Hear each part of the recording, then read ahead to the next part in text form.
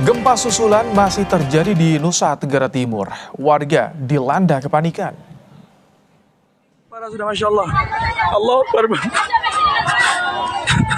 Guncangan dirasakan warga pada Kamis pagi di Kabupaten Manggarai Timur, Manggarai, Nagekeo, dan Manggarai Barat serta Sika. Data dari BNPB pada Kamis 20 Agustus pukul 16 waktu Indonesia Barat tercatat lebih dari 3.000 gempa susulan terjadi di NTT. BNPB mengimbau masyarakat untuk tetap waspada potensi gempa susulan. Allahu Akbar. Allahu Akbar. Kamis 20 Agustus 2026, yaitu pada pukul 16 waktu Indonesia bagian Barat. Total jumlah gempa susulan sudah mencapai 3.752.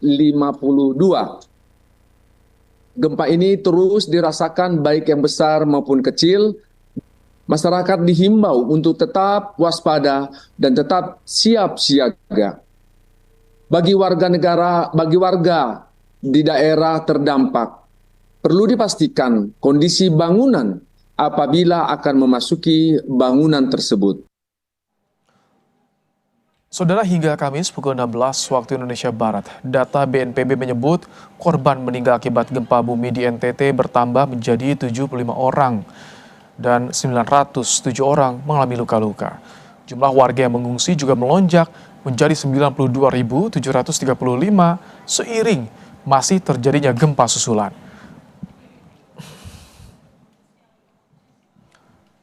Sejumlah wilayah di Nusa Tenggara Timur masih merasakan gempa susulan di hari ke-6 pasca gempa utama bermagnitudo 7,7. Kita akan bahas bersama dengan Direktur Gempa Bumi dan Tsunami BMKG, Wijayanto. Selamat malam, Pak Wijayanto. Selamat malam, Mas Ibrahim.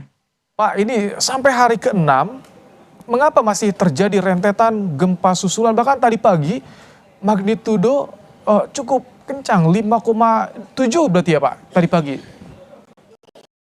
Iya, betul Mas. Jadi sebelum ke sana ya, mungkin saya update dulu kondisi terakhir atau update data gempa. Jadi sampai malam ini ya, tadi sampai jam 20.00 tanggal 20 Agustus, ini sudah 3.970 aktivitas gempa bumi susulan dengan magnitudo 1,1 sampai 6,2.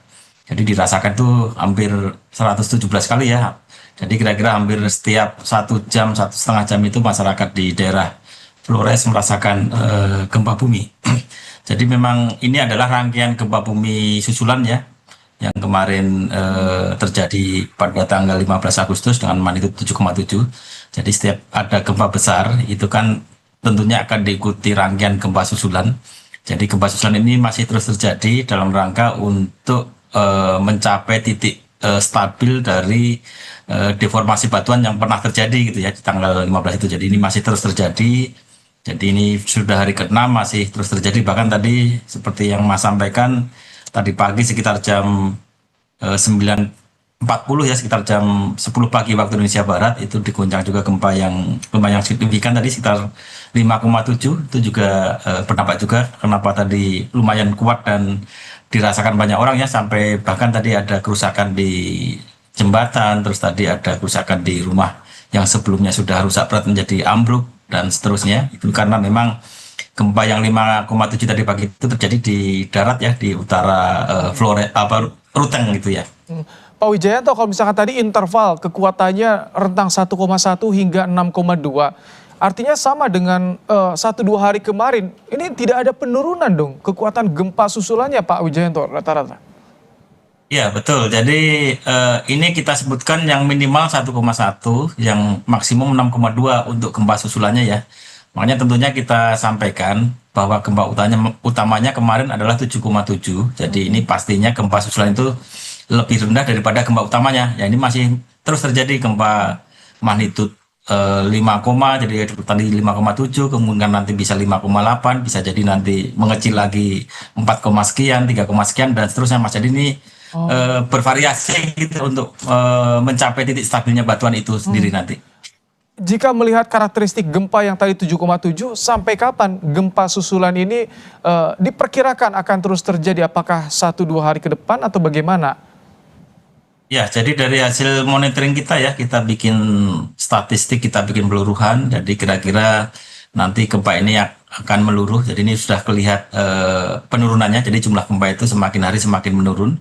Kira-kira nanti dalam 3-4 minggu setelah gempa utama kemarin. Jadi kalau kemarin gempanya sekitar tanggal 15, kemungkinan nanti sekitar tanggal 15-an September ya. Mudah-mudahan nanti sudah kita belum. Tapi tentunya kita terus akan update gempanya. Jadi perlu kami sampaikan bahwa yang sebelumnya itu kan gempanya, pusat gempanya di utara Nagekeo ya. Iya. Di gempa 7,7, terus ada susulan 6,2 dan menerus akhirnya ini gempanya bergerak terus sampai ke arah utara Ruteng ya, utara Ruteng atau utara Labuan Bajo itu, dan sampai saat ini juga kita terus pantau pada hari ke-5 ini ke-5 ke-6 ya. Ini gempanya terus di wilayah barat, utamanya di Ruteng, dan ini yang di sebelah timur sebenarnya sudah mulai sedikit ya gempa-gempa susulannya yang di utara Waikeo itu. Ini yang banyak sekarang di daerah Ruteng, makanya Jadi untuk Momere 1-2 Sika hari itu sudah tidak terjadi ya? Momere Sika udah Ya, begitu. wah, sudah kecil, jadi aktivitas gempanya sudah mulai menurun yang di utara Sika, utara Nagekeo ya. Jadi ini sekarang yang banyak aktivitasnya gempa di daerah utara Ruteng atau di Manggarai, yaitu tepatnya di daerah Manggarai. Nah, nanti titik-titik kritisnya di mana Pak Wijayanto? Titik yang harus diwaspadai ini, titik kritisnya. Iya, tentunya ini kan satu segmen ya. Jadi ini adalah segmen backup trust di wilayah utara Flores ini yang rilis untuk saat ini adalah segmen Nusa Tenggara bagian barat gitu ya, Nusa Tenggara Barat. Jadi ini adalah satu segmen, satu rangkaian. Jadi mulai dari utara Nagekeo sampai utara Labuan Bajo atau utara Manggarai ini juga masih terus kita waspadai.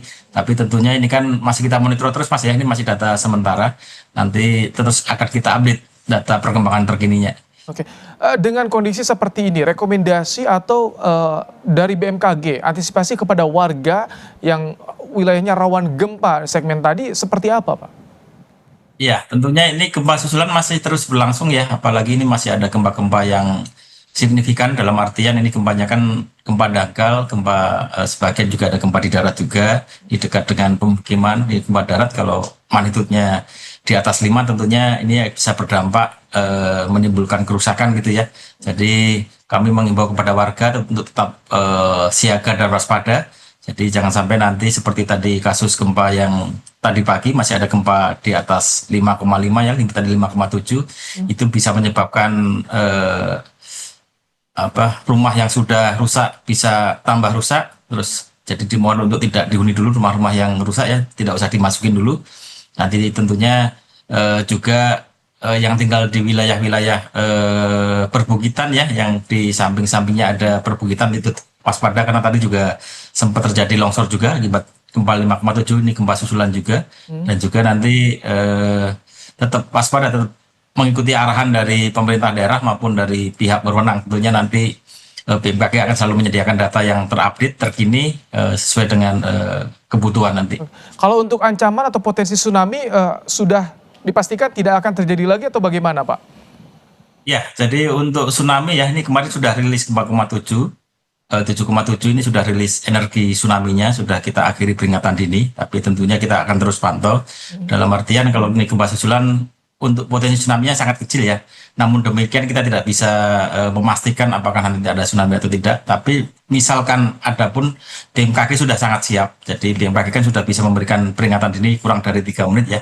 Jadi nanti misalkan ada kejadian tsunami di wilayah Flores, tentunya nanti sebelum tsunami datang, BMKG sudah bisa memberikan informasi supaya masyarakat bisa melakukan evakuasi. Tapi dari data, dari histori, itu tidak ada gempa utama yang susulannya lebih besar daripada gempa utama ya. Jadi bisa kita pastikan juga nanti tidak akan terjadi tsunami akibat gempa yang di segmen ini tadi, segmen di Nusa Tenggara bagian barat ini. Baik.